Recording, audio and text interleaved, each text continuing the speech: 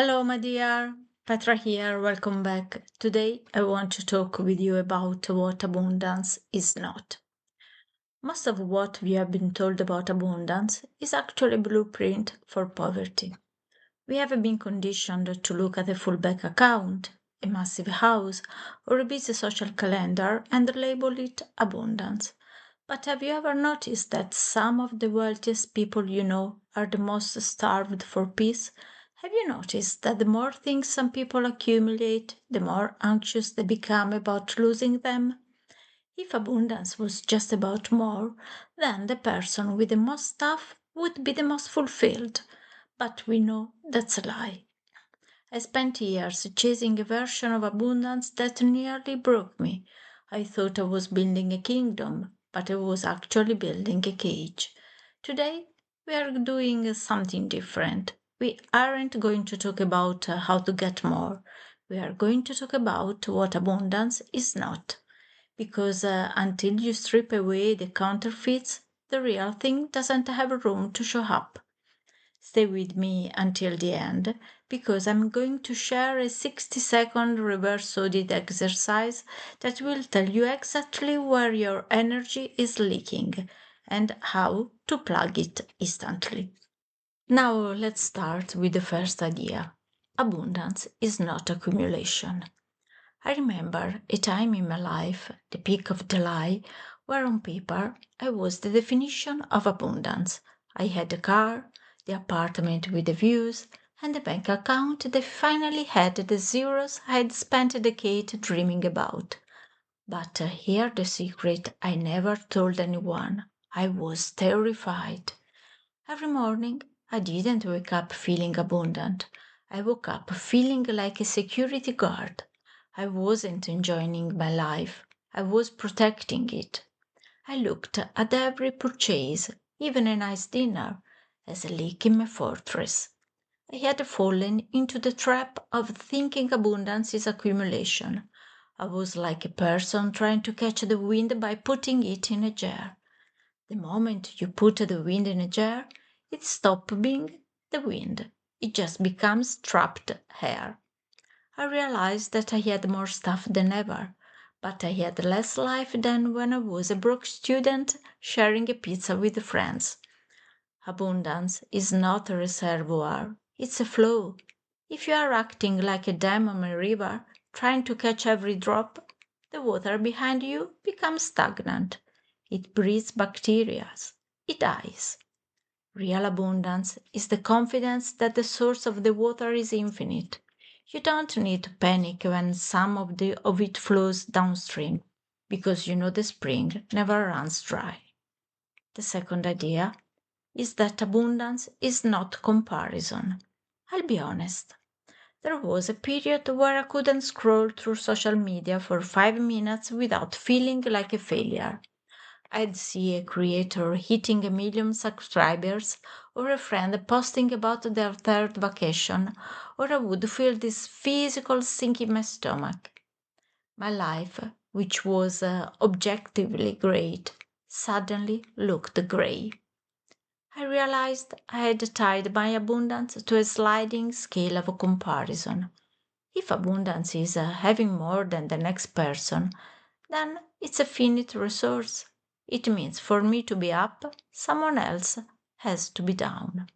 That is the hallmark of a scarcity mindset. It's the belief that there is one pie, and if you take a big slice, mine shrinks. But here is the reverse perspective. Abundance is an infinite bakery. When I see you succeed, it doesn't mean the success juice is running out. It means the oven is working. It's proof of the concept. I started practicing aggressive celebration. When someone else wins, I celebrate like I just won. Why? Because I want to signal to my subconscious that this is the frequency I live in. If you resent someone else's success, you are literally repelling that same energy from your own life. You cannot become what you resent. Now, abundance is not even validation. I'll be sincere. There was a time when I thought abundance meant being chosen. I thought if I could just get enough likes, enough awards, or enough people telling me I was the best, I would finally feel full. But I discovered that seeking abundance through validation is like trying to fill a bucket with a hole in the bottom. No matter how much praise poured in, it would leak out by the next morning, leaving me thirsty for more. I remember standing on a stage after a successful talk, receiving a standing ovation, and feeling nothing, just a cold panic of what do I have to do to get them to clap like that next time? Abundance is not an external applause, it's an internal yes. If you needed a word to tell you that you are enough before you can feel wealthy, you are essentially a beggar in a crown. True abundance is when you can stand in a room where nobody knows your name and you still feel like the richest person there because you are in alignment with your own soul. It's the end of the need to be seen, which, ironically, is usually when the world finally starts looking. Abundance is not even constant business. This one hits hard for the high achievers. We often mistake a full life for an abundant life. I used to wear my business like a badge of honor.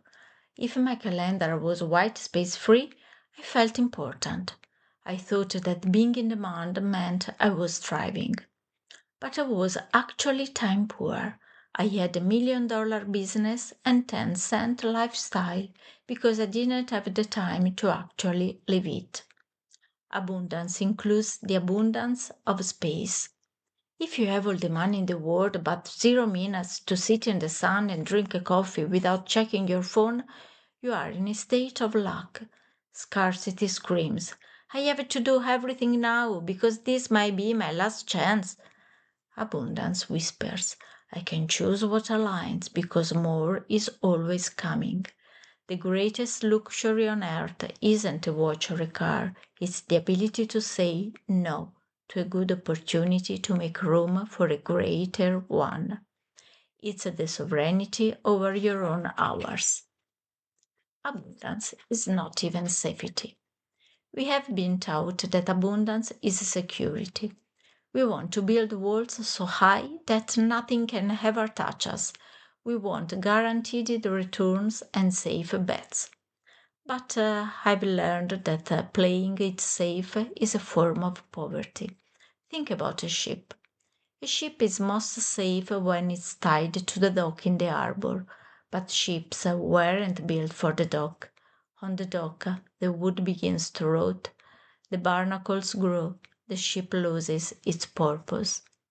I stayed at a safe corporate job for years because I was afraid of not having enough. I was trading my soul for a steady paycheck. I thought I was being responsible, but I was actually living in deep scarcity.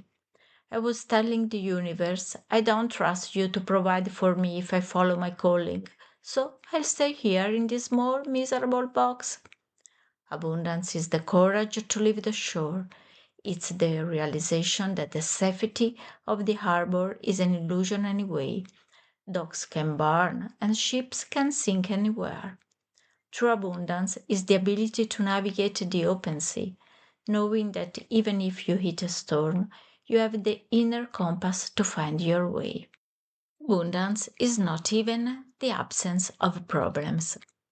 There's a toxic positivity version of abundance that suggests if you just vibrate high enough, nothing bad will ever happen. But that's a delusion. In 2021, I hit a wall. I lost a business partner, a family member, and my health all at once.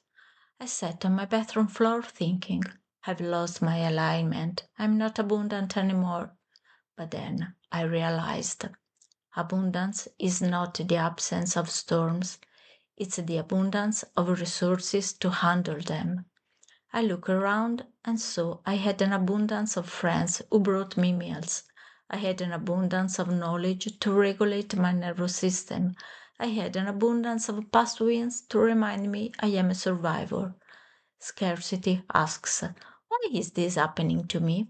Abundance asks, what resource do I have, internal or external, that I haven't used yet? You are the ocean. The waves are the problems. The waves might be huge, but they are still just a part of you. They cannot drown the ocean. Abundance is not later. This is perhaps the most insidious lie of all. The I'll be abundant when trap. I'll be abundant when I hit 10,000 followers. I'll be happy when the mortgage is paid off. I feel rich when I have 100,000 in savings. If your abundance is always located in the future, it will never arrive. Why? Because the future doesn't exist. When you get to that goal, your mind will simply move the goalpost again. You are training your brain to be a chaser. I spent decades chasing later, and when I finally got there, I realized that there felt exactly like here. Abundance is a present tense frequency. It's the ability to look at a single cup of coffee, or a sunset, or the fact that your lungs are currently working perfectly and feel a deep sense of enoughness. If you can't be abundant with $10 in your pocket, you will never be abundant with 10 million. You'll just be a person with $10 million who is still afraid of not having enough. Now you have stayed this long, which means you are ready to stop chasing the ghost of abundance and start living the reality. Here is your exercise for today. It's called the reverse audit. Take a piece of paper and draw a line down the middle. On the left side, write down three things you are currently clinging to. Maybe it's a toxic job you are afraid to leave, or a grudge you are holding, or a sum of money you are terrified to spend. On the right side, write down what that clinging is costing you in energy. And now, the exercise. For the next 24 hours, I want you to perform one release. Give something away. It could be a $5 tip to a barista, a genuine compliment to a stranger, or deleting an app that makes you feel less than. The goal isn't the act itself, it's the feeling of letting go. Notice how the world doesn't end when you open your hand. You can feel safe all the same. That is the exact frequency of abundance.